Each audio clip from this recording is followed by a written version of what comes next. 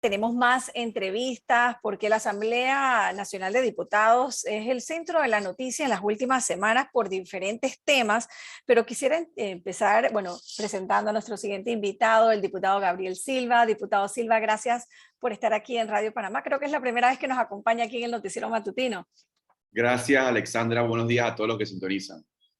Tenía otros temas para preguntarle, pero un poquito más temprano conversaba con la psicóloga Celia Moreno sobre este caso que nos ha estremecido a todos, el caso de la niña de 8 años que fue violada y que ahora enfrenta la difícil situación de un embarazo. Y ella decía que la Asamblea tiene que legislar y que lo primero que la Asamblea tiene que hacer es que este tipo de crímenes no prescriban.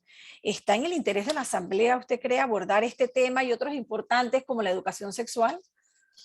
Gracias nuevamente por la entrevista, Alexandra. Primero que todo, es muy penoso, muy triste lo que ha sucedido. Tenemos el caso de una niña de 8 años que ahora va a tener que asumir rol de madre, y eso en cualquier parte del planeta está mal, porque los embarazos precoces tienen impactos muy profundos en la vida de una persona. Tiene un impacto económico, tiene un impacto académico en cuanto a estudio, desarrollo personal, hasta también impacto físico y psicológico.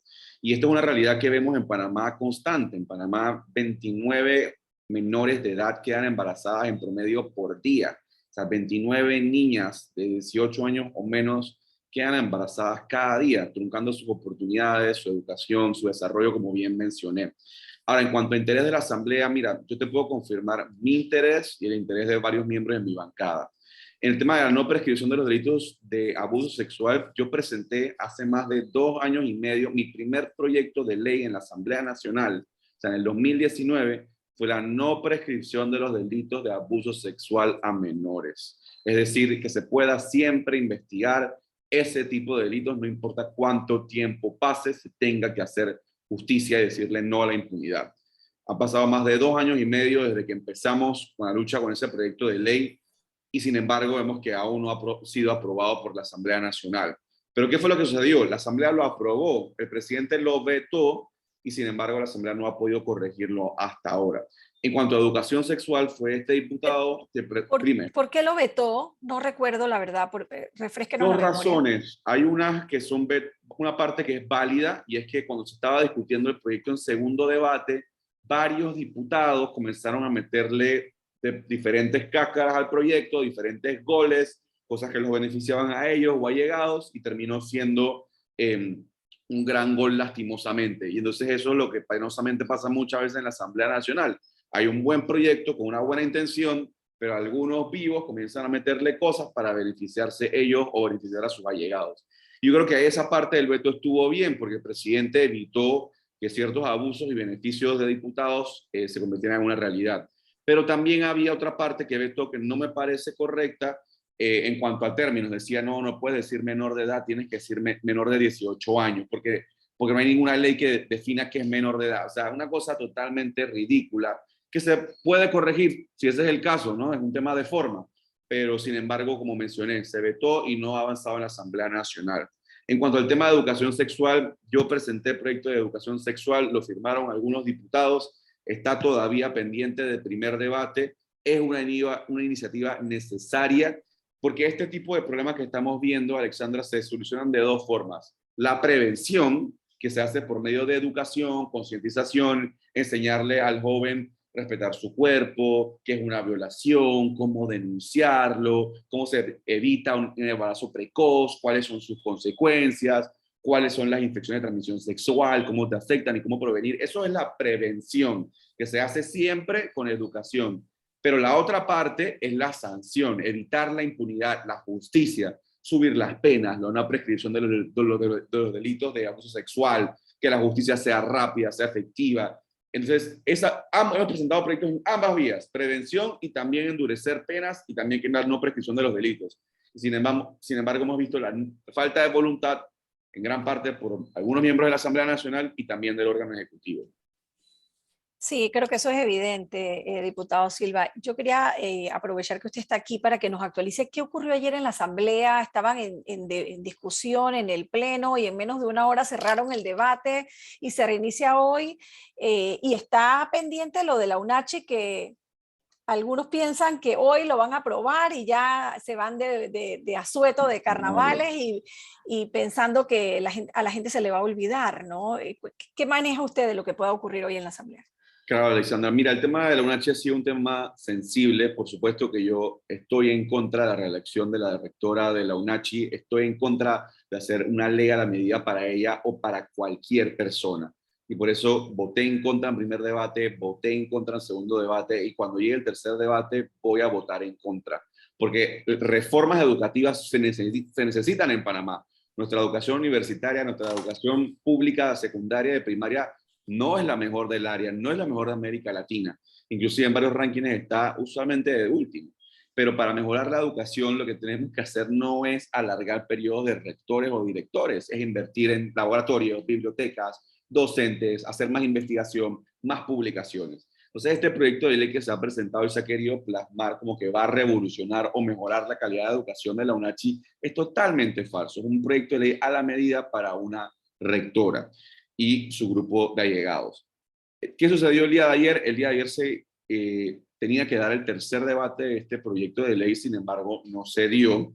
Y yo creo que no se dio por diferentes razones. Yo creo que la presión que nosotros, los independientes, logramos tener en el segundo debate, de hablar en contra del proyecto, de preguntar dónde está la rectora, por qué no viene a la asamblea a responder las preguntas de por qué quisiera reelegirse, cuál es el plan de la UNACHI, si ella ve o no ve que la reelección de 3 periodos vale la pena, cómo está el presupuesto de la UNACHI, por qué el presupuesto de la UNACHI por estudiante es mayor que la Universidad de Panamá y sin embargo en los rankings la UNACHI está por debajo de la Universidad de Panamá. O sea, hay muchas preguntas que hay que hacerle a la rectora de su equipo de trabajo que nosotros expusimos y que nadie la podía responder. Y eso quedó en evidencia ante los ojos de Panamá y muchos lo vieron en los videos de Juan Diego hablando, míos hablando, que no hay una sustancia para ese proyecto de ley. Entonces, al día de ayer quedó un poco desarticulado la sesión porque la presión que logramos hacer el segundo debate. Yo no sé si el día de hoy se vaya a discutir en tercer debate. En verdad, el PRD tiene los votos y junto con su alianza. Sin embargo, nosotros estaremos ahí vigilantes y alzando la voz a lo que vamos a ver, a lo que sea que se presente, ¿no? ¿Y qué piensa usted que hay detrás de todo esto? Porque ella no es una figura conocida o tan conocida como una figura del PRD, pero se dice que lo que hay detrás es el nombramiento de un montón de gente, ¿no? O sea, el clientelismo una vez más. Lo que pasa es que en Panamá tenemos un grave problema de clientelismo profesional o clientelismo de los nombramientos. ¿Qué significa eso? Que nosotros vemos que hay más de 400.000 funcionarios públicos y en cada gobierno 350.000 de esos funcionarios públicos salen y entran 350.000 nuevos. Es decir, con el vaivén de cada gobierno se vota un montón de gente y se mete un montón de gente nueva. Y mucha de esa gente es capaz, mucha de esa gente es inteligente, mucha de esa gente va y trabaja y da su granito de arena, pero sabemos que mucha de esa gente no.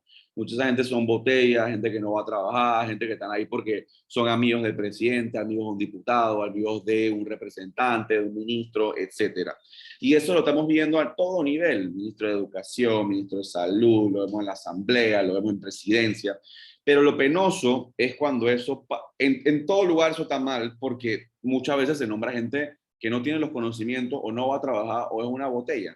Pero es aún más doloroso cuando eso pasa en instituciones que son esenciales para el desarrollo del país, siendo ellas una, por ejemplo, las universidades. Cuando tú llenas una universidad de nombramientos de a dedo, de nombramientos de amigos del diputado, de contactos de la rectora, de algún primo, de algún tío, de algún amigo del presidente, que no tienen la capacidad, no tienen el conocimiento, no han estudiado, no son buenos docentes, no tienen las credenciales suficientes, ¿qué es lo que pasa? Que la educación entonces no es buena. Y eso se refleja en el resultado y se refleja en estudiantes que luego al graduarse no tienen los conocimientos. Entonces lo que se ha hecho es que se ha politizado las instituciones públicas, especialmente las delicadas como la educación, para nombramientos de allegados a diputados o a ministros y demás. Y para mí eso es lo que está pasando en la UNACHI. La UNACHI se está convirtiendo en una cueva Un de bastión ahí nombramientos de... políticos, un bastión político de ciertos diputados que ahí ponen sus nombramientos para que luego esas personas los ayuden en campaña, caminen con él o con ella, tengan sus contactos, sepan qué contratos se están haciendo y así en adelante. Entonces, se ha politizado la educación, que es algo tan importante y nos está haciendo muchísimo mal como país. Por supuesto, como dije, hay muchos funcionarios públicos, yo soy funcionario público que van, trabajan, son buenos, capaces, inteligentes, pero hay muchos otros que llegan ahí por politiquería, que no tienen la capacidad, que no tienen los conocimientos, que no les interesa, y muchos que ni siquiera van a trabajar. Y eso está mal en cualquier parte del mundo. Diputado Silva, y ahora que hablamos de clientelismo político, no puedo dejar de mencionar la reciente entrevista de Rubén Blades, donde además lo menciona usted como una de las figuras decentes, lo rescata usted, y cuando habla de la propuesta de que el reto principal que tendrá el nuevo presidente es eliminar el clientelismo, pero que no sabe qué se va a hacer con los clientes, ¿no? Que dependen de ese sistema tan perverso. ¿Cómo reaccionó usted cuando escuchó las declaraciones de Blades? Mira, el tema del clientelismo es un tema que no es ajeno a Panamá. Existe lastimosamente en muchas partes del mundo. Y el tema del clientelismo sucede porque hay una necesidad. O sea, la gente acepta esa bolsa de cemento, acepta ese medicamento, acepta esa cita con el Ministerio de Salud, acepta esa plaza de trabajo porque la necesita, porque hay una necesidad. ¿Y por qué está esa necesidad? ¿Por qué existe esa necesidad?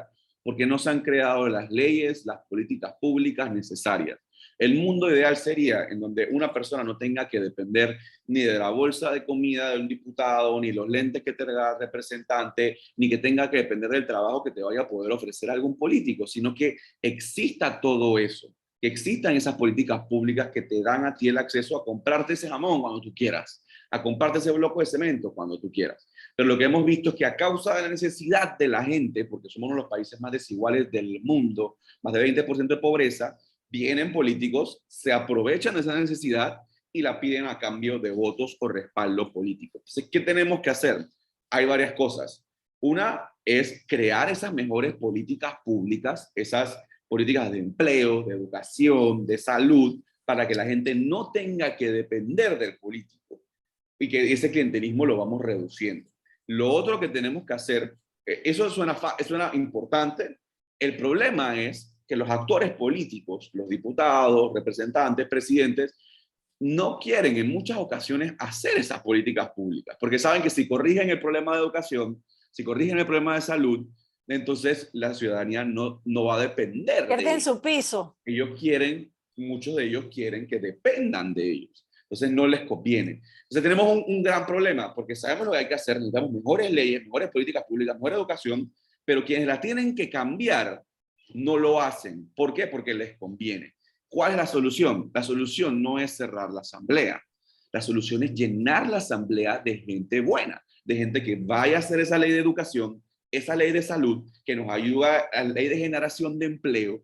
Esa es la gente que necesitamos en la asamblea, no la gente que no va a pasar esas leyes por su propia conveniencia, porque quiere que la ciudadanía dependa de ellos. Entonces hay una solución y yo creo que yo por lo menos recibo inspiración viendo que hay, primero, gente que está dispuesta a votar por gente buena, gente honesta, y segundo, porque este es un problema que otros países han superado, sin tener que cerrar asambleas, sin tener que quemar asambleas, que yo entiendo esa frustración y créeme que a veces yo en la asamblea pienso, este lugar nadie lo salva, pero luego veo a mi izquierda, ¿y quién sienta a mi izquierda? Sienta Juan Diego Vázquez. Yo veo, así como llegó este pelado de San Miguelito con 24 años, el más votado del país, que no regaló nada en campaña y que no es clientelista, y a la derecha tengo a Edison Brose, que exactamente lo mismo en el 88 y no se gastó casi nada en campaña, ¿por qué no puede ser eso para las filas de atrás? En decenas, y que seamos 36 o 46 o los 71. Es posible, es difícil, pero es posible. En ese sentido, entonces, ve que algunas ideas de Rubén Blades podrían hacer sentido en eso de que todos los que piensan así, que son decentes, se agrupen alrededor de otro camino, o eso usted no lo ve viable. Mira, yo creo que los decentes se tienen que unir y tienen que participar juntos en el 2024 porque es una elección que se está jugando el país. Con la creciente niveles de pobreza extrema, de desigualdad, nuestra educación está 7, 8 años atrasada en comparación a los países europeos. O sea, cuando se gradúa un estudiante de Europa, de primaria, de secundaria, o sea, está mucho por encima, 6 años más adelante que el estudiante de secundaria que se gradúa de Panamá. Y eso realmente es inaceptable. Entonces, la gente buena se tiene que unir para que en el 2024 cambiemos el rumbo del país. Hay gente buena en todos lados. Hay independientes que son buenos y que son malos. Hay gente del partido que es buena y que es malo. Claro. Independientemente de dónde estén, lo importante es que la gente se una, trabaje en equipo y vote por gente correcta. Para mí, la opción y donde yo voy a estar involucrado es apoyando todo lo que tiene que ver con la gente de libre postulación, la gente independiente, la gente no partidista. Esa es mi intención y estamos trabajando en esa vía, en apoyar a candidatos independientes a nivel nacional. Otro camino, si hay gente buena, por supuesto, y también en otros partidos. En la medida que vaya avanzando las elecciones, tenemos que conversar para ver cómo trabajar juntos, pero siempre, yo creo que es importante, con base a un plan. Lo que yo no estoy dispuesto a hacer, y sé que Juan Diego y sé que otros no están dispuestos, sé que me rodean, no estamos dispuestos a hacer, es alianzas o trabajar en equipo por conveniencia. Porque volvemos al mismo problema del clientelismo. Dale, yo te apoyo, acá salgo agarrado de la mano, viva no sé quién para presidente, pero luego nómbrame a mí, nómbrame a mi tío, nómbrame a mi amigo, eso tiene que acabar. Pongamos un plan sobre la mesa, ¿qué vamos a hacer con educación? ¿Qué vamos a hacer con la Caja de Seguro Social? ¿Qué vamos a hacer con salud? Y luego de eso, si logramos acordar un plan, entonces se puede trabajar en juntos, pero tenemos que tener un plan y que no sea por conveniencia o por clientelismo o por nombramientos. ¿Ha habido algún acercamiento de Rubén Blades hacia ustedes después que los mencionó? ¿O eso A quedó nivel ahí? personal no, No. conmigo no, no sé si con Vázquez, creo que no, pero conmigo directamente no he tenido la oportunidad de conversar con él. Obviamente me siento honradísimo de que me haya mencionado, fanático de Rubén Blades, no esperaba que me conociera tan siquiera, pero bueno, lo respeto igual mutuamente y lo invito a que venga a Panamá a ayudarnos a transformar este país, ¿no? Al igual que cualquier otro panameño que esté afuera, que quiera lo mejor para este país, y por supuesto los que están adentro, que participen en miras a las elecciones 2024, ¿no? Si estás interesado en correr y no sabes cómo empezar, me puedes contactar a mí y con mucho gusto los voy a tratar de guiar para las próximas elecciones. Diputado, ustedes presentaron también un proyecto de ley que busca eliminar las partidas discrecional del presidente. ¿Cuáles son los detalles de ese proyecto de ley? Si usted cree que va a lograr algo, porque con la mayoría PRD. Claro, mira, la partida discrecional, para que no lo conocen, es un fondo, es dinero que tiene el presidente a su disposición y a su discreción, como bien lo dice el nombre. Es decir, el presidente lo puede utilizar para lo que quiera. Y así hemos visto que presidentes lo han utilizado en el pasado, literalmente para lo que quieran. Hay presidentes que han utilizado ese dinero para comprar millones de dólares en joyas de lujo. En uno de los 10 países más desiguales del mundo, presidentes han gastado más de $1 millón en joyas. Hay presidentes que han utilizado cientos de miles de dólares de la partida discrecional para gastarla en licor, para gastarla en autos de lujo, para gastarla en vestimenta de lujo. Entonces, esto es dinero que tiene el presidente que lo usa como quiera. Y por supuesto, cuando ves la lista, ves estas locuras, uno se queda como, ¿cómo esto es posible en Panamá? Ves también algunos casos, como es de que operación para de tal persona, operación de tal persona, o algo que tuvo que pasar, alguna beca. Pero el problema está en que primero la partida discrecional se ha utilizado para cosas que no son necesarias, como las que ya mencioné. Y segundo, es que sí, tú ves en el rubro que hay cosas de que, bueno, operaciones aquí, allá, becas aquí, allá, pero el problema está en que quiénes son los que se reciben ese tipo de becas o apoyo. En muchas ocasiones gente que tiene necesidad, por supuesto, pero que conocen a alguien, que conocen a alguien, que conocen a alguien, que conoce al presidente. Y Panamá no puede funcionar así. Todo ciudadano debe tener la oportunidad de tener una buena operación, de que tener una buena beca si es una persona capaz y competente. Todo panameño, no el que conoce al presidente. Entonces, lo que busca el proyecto de ley es eliminar la partida discrecional para acabar con ese gasto de lujo que se han hecho muchos presidentes y también para que esos recursos lleguen a las instituciones necesarias y todo panameño pueda gozar de una operación si la necesita, de una beca si la necesita y tiene las calificaciones, y así en adelante, ¿no? No solamente la persona que conoce al presidente, porque eso al final, y regresamos al mismo punto, eso es lo que incentiva el clientelismo. Ah, si yo te conozco porque caminaste conmigo, ah, si yo te conozco porque eres amigo del ministro, ah, si yo te conozco porque eres amigo del diputado, ah, si yo te conozco porque eres famoso, ahí va tu apoyo. Pero si eres un don nadie de Churuquita arriba que no conoce al presidente, o que es un don nadie Y para que el tiene una presidente, necesidad que real. tiene una necesidad real, a ese no. ¿Por qué? Porque no lo conoce. No, esa persona se merece ir al MINSA y recibir un trato bien, o sea, un trato excelente. Diputado, pero yo me imagino que cuando usted presenta ese proyecto, los diputados PRD se rieron, porque al final ellos no van a aprobar eso y tienen la mayoría, ¿no? Sí, mira, nosotros, eso es algo que vivimos todos los días. Yo he presentado más de 40 proyectos de ley, más de 15 proyectos de ley anticorrupción, proyectos de educación, proyectos en contra de la corrupción, a favor de la transparencia, de salud. Y lo que hemos visto es poca voluntad por parte de varios diputados de avanzar este proyecto y también de personas del Ejecutivo. Pero eso no nos va a detener a nosotros no nos va a detener. O sea, nosotros vamos a seguir presentando esos proyectos, vamos a seguir demostrando que un diputado está ahí para legislar, para presentar buenas ideas y ponerlas en la mesa y decir, miren, aquí hay una buena propuesta de educación. Está en sus manos, porque usted tiene la mayoría de los votos. Está en sus manos, presidente de la República. Aquí hay una buena propuesta en contra de la corrupción. 10 proyectos de ley anticorrupción. Nito, ya te los redactamos. O sea, ya están mega analizados, no tienen que gastar nada en recursos, porque esto no cuesta dinero. Cuesta sentarse, redactar, estudiar y ponerlo ahí. Listo. Lo único que tienen que hacer es apoyarlo, pero no lo han hecho. Entonces, lo dejamos, o sea, eso es lo que nos ha llevado a dejarlos a ellos en evidencia, la poca voluntad que tienen. Y seguiremos batallando, seguiremos luchando, porque sabemos que, o sea, estamos luchando pequeñas batallas, pero la guerra final es en el 2024. Y en el 2024 necesitamos que la gente que realmente cree en este país y quiere hacer las cosas bien se involucre, y eso es lo que aspiramos a hacer, demostrarle a otra gente en el país que tú puedes ir a la asamblea a presentar buenos proyectos de ley y a no ser una persona clientelar. Me voy a quedar con ese mensaje, diputado Silva. Gracias por estar esta mañana aquí en el noticiero de Radio Panamá, y que sepa que los micrófonos de Radio Panamá siempre están abiertos para hablar de estas iniciativas legislativas que ojalá cuenten con la buena voluntad de la Asamblea. Gracias, Alexandra. Buenos días a todos los que sintonizan. Gracias a usted. 7:53 de la mañana. A esta hora quiero actualizarles con información